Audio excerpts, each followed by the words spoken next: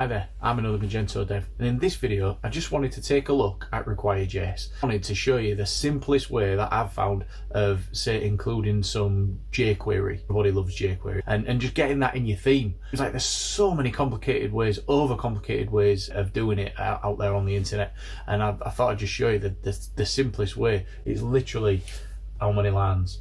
Six lines of code for Slick Slider and then a script to initialize Slick Slider. It's so simple. Require.js is so simple, and I just wanted to show you how simple it was so you can get started with it in your theme. Hi, right then, let's see if we can do the fastest require.js tutorial on YouTube. So all we've got is 3 files here. I've got my compiled JavaScript, which is basically this getting compiled into this.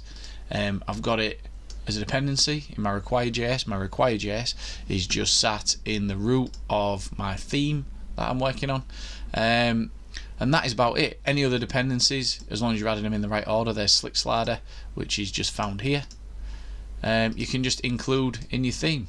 One thing to note with my main.js, my JavaScript, is to just define jQuery at the top as a dependency, and then you can write your jQuery in the normal way, in whatever way you prefer. And that is it.